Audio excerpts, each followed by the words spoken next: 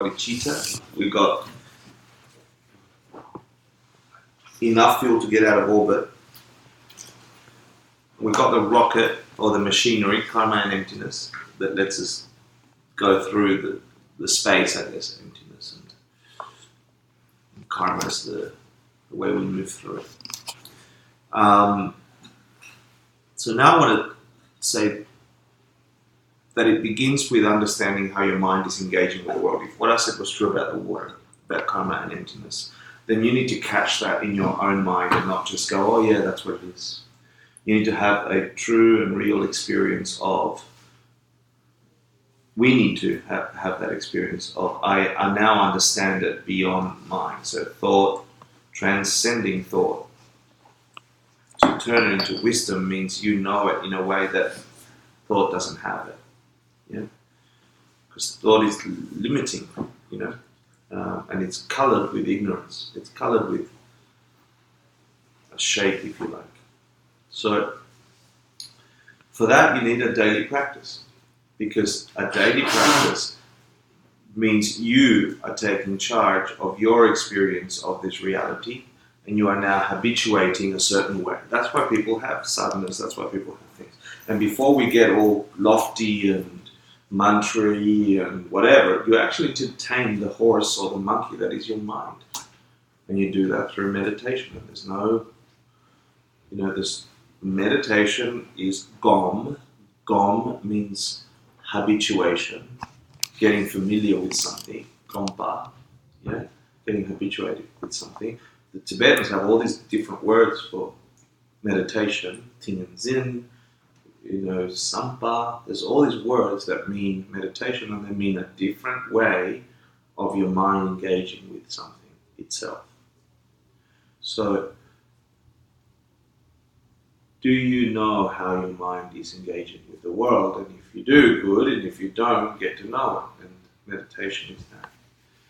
So, meditation by itself is not enough if you don't carry that realization forward. So the 3 types of meditation are, anyone remember? 3 types, 3 broad types. Analytical, where, and let's spend some time about it, not just throw the word, right? Analytical means what? You look at an idea from every possible angle, and that's it. And you come to a realization. Yeah? So you'll take a position that is more true than not. So you're having an internal debate. Right. Yeah? Mm-hmm. So for the more advanced practitioners, you would have gone to debate classes, you figure out the rules of logic or whatever, and the groupings of all things, and then you can have a proper debate in your head about whether I think this or I think that. And you take both sides for a while and you go, is that empty, yes or no? Yeah, does karma work that way, yes or no? Do I believe in reincarnation, yes or no? Or whatever the thing is that's causing you doubt or causing you most ripples, and you analyze where you stand with it, and you take that position for a while, and then you take that position for a while, and you will come to an aha. You will come to through the repeatedly addressing that thing, your mind will come up with a solution, will come up with a position for you that is more true than not. So that's one analytical meditation. Well, I said looking at it from every possible angle, and then Hector kind of refined it and said it's like having an internal debate. And so that's one part. So you need to have enough mental gymnastics, and we do that, but do we do that in an honest enough way where we really peel away our assumptions and then take the other side of the debate, So that needs some practice and some training. But you do it to whatever level you have. And then the next meditation part, the process can help you. And that is the single-pointed meditation, where you are abiding in an object for a single object. And it doesn't mean a one point, meaning you're looking at the tip of the flame. Yeah, it doesn't mean that. Single-pointed meditation means that you are resting your mind on one broad or specific idea, or one broad or specific object of the mind, not physical object. Yeah. And all you're doing there is you're training your horse, your mind, to stay on track. And so it'll think of something and come back and think of something. You're keeping it on track. The point of that one is when you actually have an aha, if you're doing the analytical meditation, and it's a substantial one, you can abide in that because you've habituated your mind to stay on an object. It can be a physical thing too, right? Yeah, I'm not saying it just... I'm trying to remove the idea that I initially had that I had to find a point on the Like a candle physical or a point. physical point only. Like, this is my stupid idea. When they taught me that for months, I thought that because I didn't clarify the instruction. So thanks for clarifying. So the language is pointing to something, but the reality is different. And the last one is just a review meditation. That's more of a break. Like there's 4 things to cover here. Okay, those are the 4 things. Okay, that's the 4 things to cover. Why there's so many lists. It's like reviewing your list. Review meditation. Yeah. Almost So like a memorization. It's like a memorization of something. So that's broadly the Would 3 that be types. like a mantra, right? Like some kind of japa mantra, or like what is? So I'm doing a practice at the moment where I have to visualize lots and lots of things, right? So I can't do it all. I've been trying for a long time. So I still do part of that as review meditation, going, okay, the beginning of this is going to be that, that, and that. Okay, it's that, that, and that, that, and that. Okay, good. I got it. So then I can go through my single-pointed meditation on that object with those steps. Does that make sense? Yeah, but like what kind of visualization?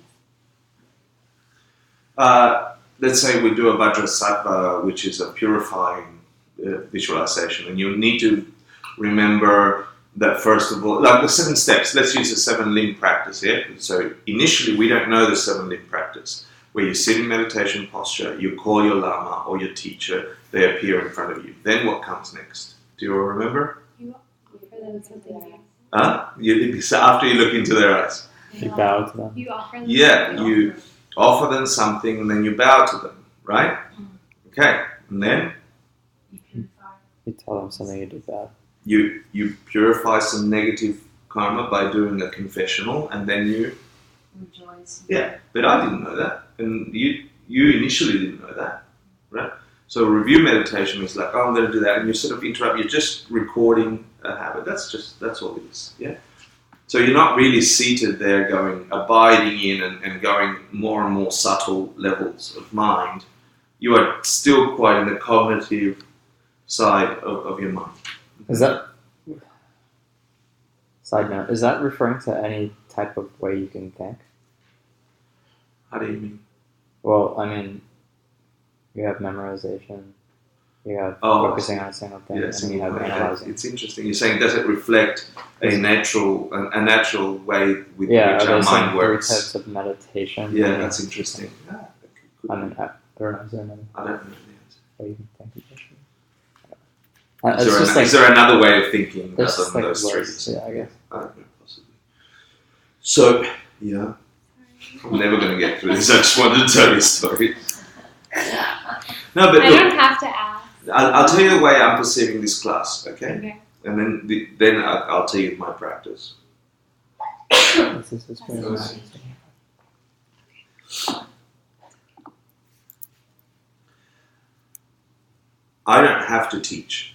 Yeah. So it's hard for me to teach because I want to practice. Yeah. And for me, teaching puts me in a different headspace and makes me confront and bump into different things than just having my own internal practice. So I know a bunch of these things. I can know them better. Teaching helps me put myself out there in the best possible way to share the little that I know for other people, right? But it's uncomfortable for me to do it. So every time I sit here and do it, I do the refuge prayer. And the refuge prayer says to think of the 3 emptinesses, right? Take refuge in emptiness. Take refuge in the 3 jewels. The jewel of the Dharma jewel, Buddha jewel, Dharma jewel, Sangha jewel, right?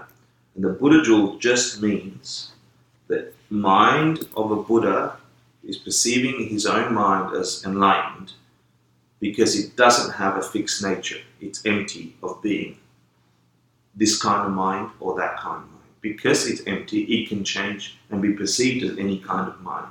My mind is also empty. It has that same quality.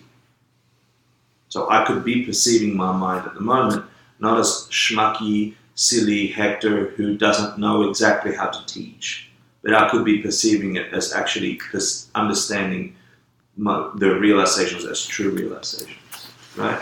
So I take refuge in that. Then I take refuge in the Dharma, meaning there is no meaning from all this blah blah that we're doing from its own side. We hear the words, we read the texts. They don't necessarily, from their own nature, invoke realizations. They are empty of that. Dharma is that it has anything and everything has the potential to invoke that realization, including this room. Yeah? And then I think of the Sangha, the same. There are beings who have had that direct experience.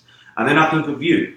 Like, who the hell are these weirdos who are coming out of nowhere from New York asking silly questions, right? That I'm rolling my eyes internally, right? Oh, interrupting what I wanted to do, right? No, seriously. That also doesn't have that nature from its own side, yeah? The nature of those beings that I'm talking to, I try and maintain a view right throughout that we are at the Buddhist time and we are sharing discourses and there's some secret enlightened being over there and over there and over there and over there and over there and over there tricking me into coming up with the answers so I can get a realization. That's good. Yeah, and that's what it means to abide in refuge for as long as I can. So when I do get your silly questions that are annoying and repetitive, right, I recognize that they are not annoying and repetitive from their own side and that they are just a perception of Hector's limited mind, and there's got to be something in that question and that can ignite whatever frustration me or anyone else is feeling, or your own hesitations, like sorry.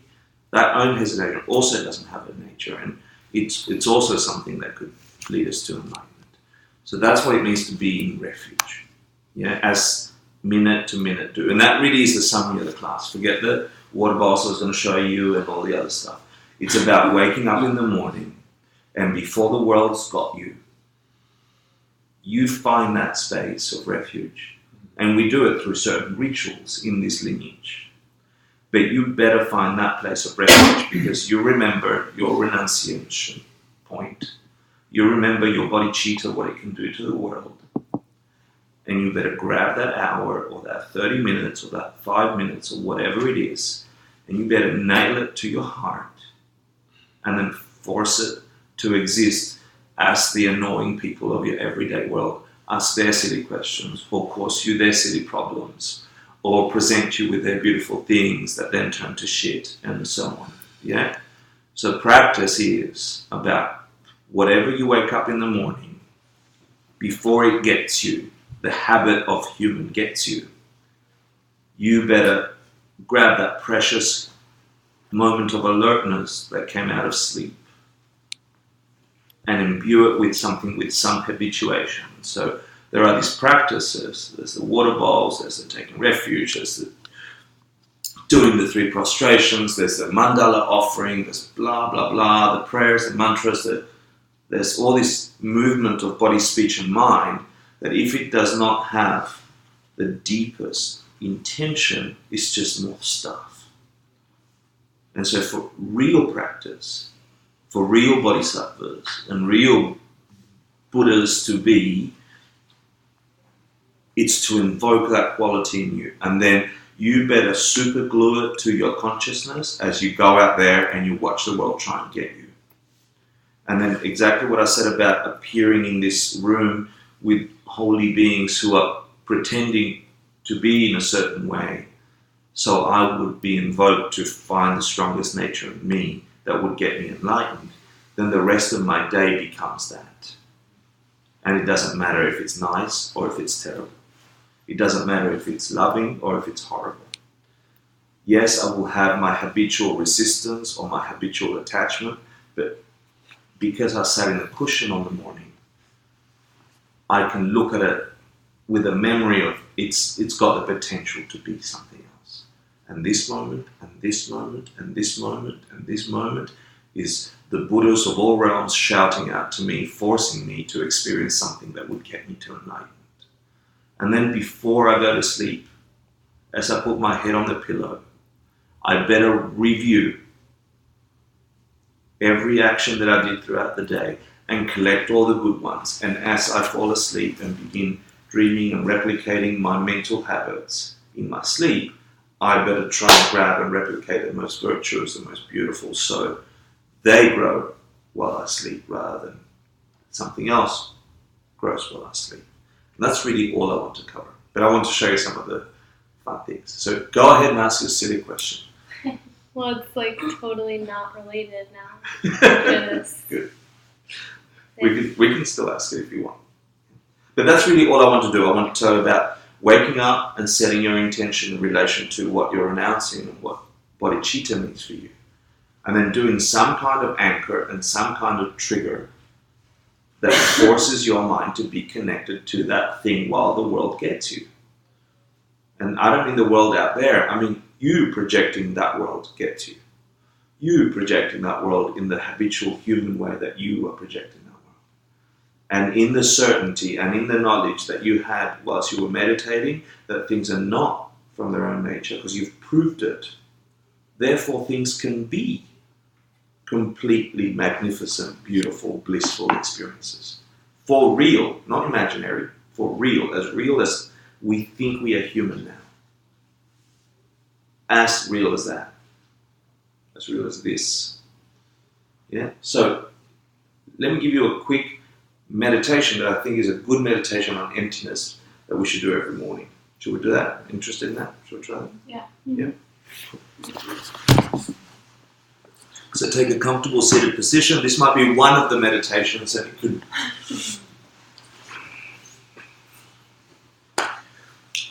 And it doesn't need to take very long. Mm-hmm. So take a comfortable seated position. Close your eyes. Make sure your back is stacked. Your spine is being pulled up through the crown of your head, and so your vertebrae are stacked one on top of each other nicely, tucking your tummy a little bit.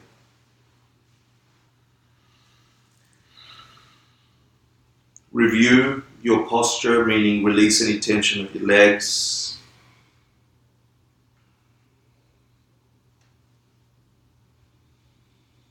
Your torso.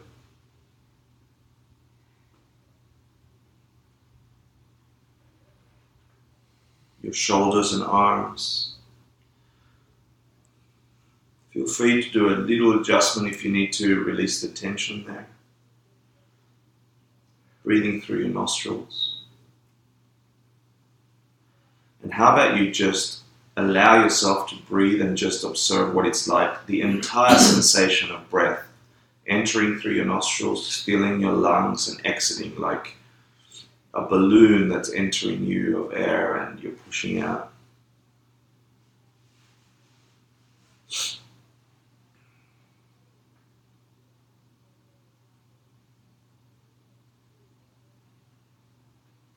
And still keeping your mind on the object of the breath.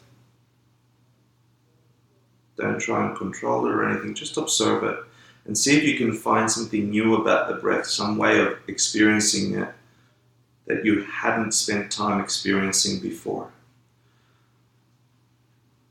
How far does it stretch? The first particle of breath that exits your nostril, how far does it go? And then as you inhale, how deep does it go?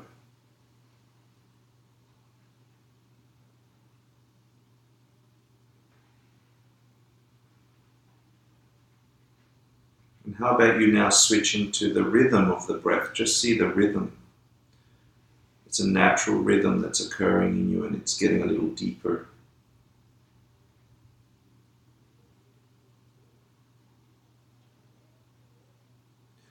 If you can feel the sensation of your heart, there's some kind of synergy between the breath and the heart.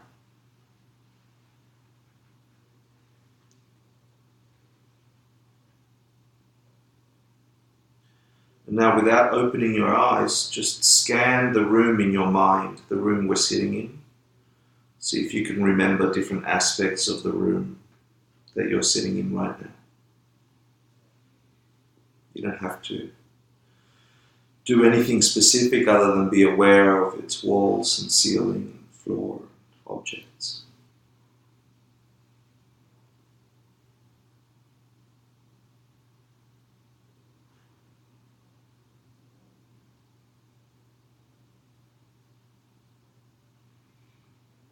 And then just allow your mind to settle on one object in the room. Just one object, pick one, the first one that comes. There's no analysis to be done, just look at the one thing in the room, in your mind's eye. This is like a child would look at something for the first time and not know what it is. Just see if you can see it that way.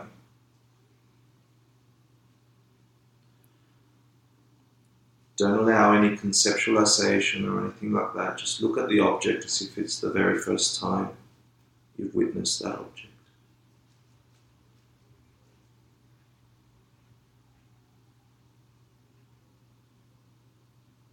And just now allow yourself to feel the sensation that you feel about that object.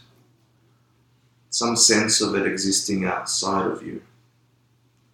Just see if you can bring your attention to that somehow it's existing towards you, like it's coming at you. See if you can catch the way we experience objects that way.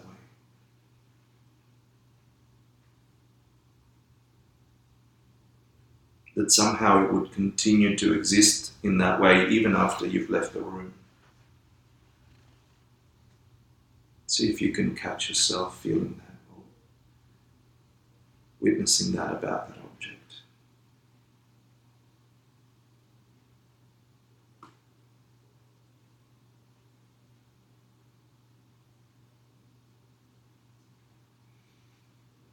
That way of looking at the object you would call the natural ignorance that comes from the way we perceive objects. But it is how we perceive them. Now I want you to try and shift your mind to a correct view of the object. See if you can catch the way your mind is actually conceptualizing the object as coming from your mind, engaging with it. As coming from you, as being part of you, as being you.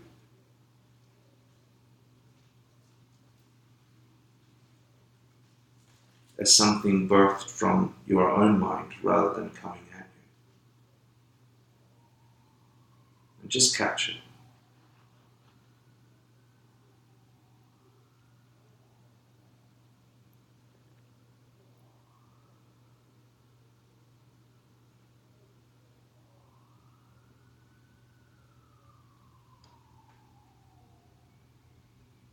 And now I want you just to drop everything you're projecting about the object, where it's coming from, just cancel it all. See what's left.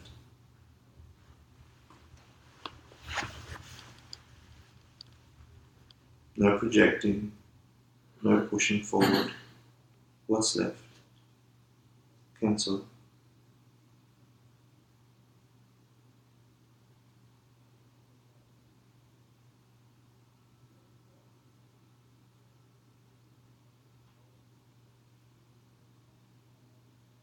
If that last part was a little difficult, just go back to the way you are projecting the object coming from you. And once you've got some certainty in that, when you see it, then just drop the projecting and see what's left.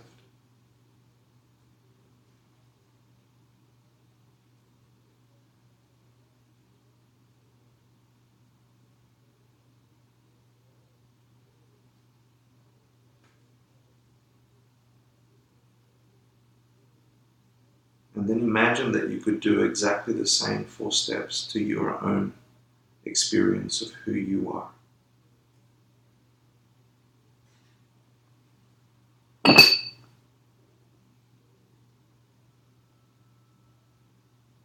when you're ready, you can bring your awareness back to the room.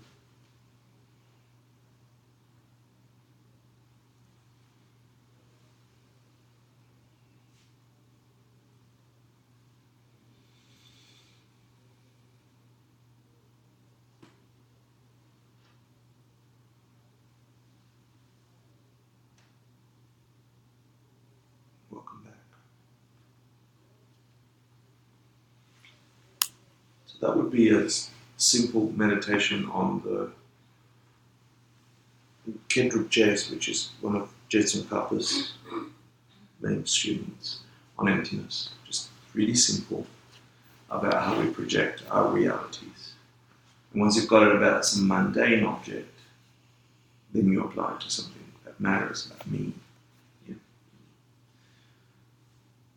My sense of self, my sense of identity. And if you had some kind of insight, and you will if you continue to do that kind of meditation, I know there are other meditations, then that's what you maintain.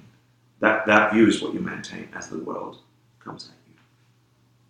The rituals, the bin bands, all of them are just layering up from that foundation, layering up, because again, our mind will get habitual to, oh, I know that.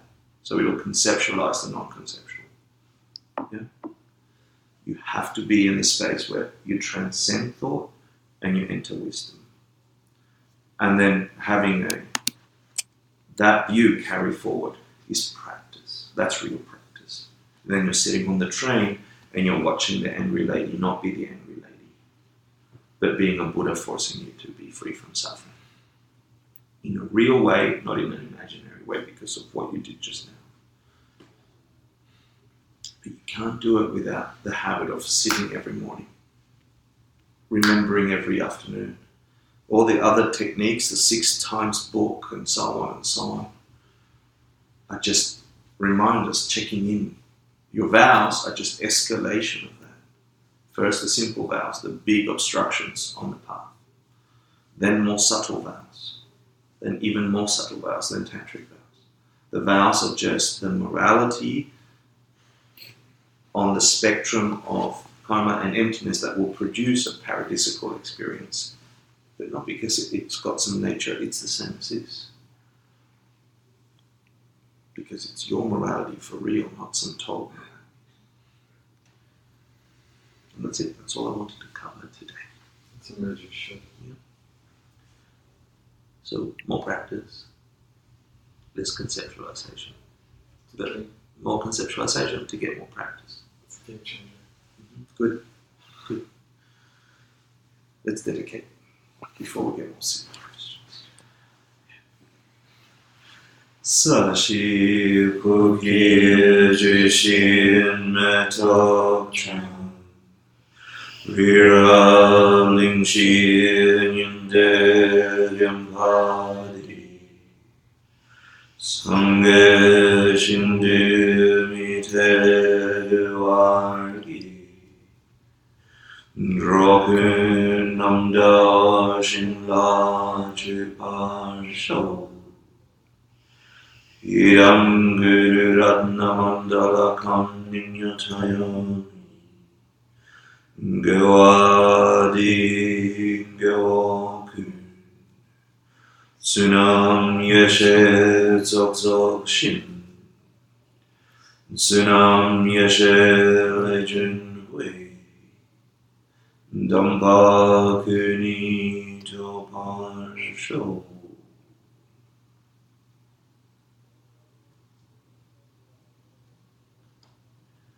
Thank you for the silly question.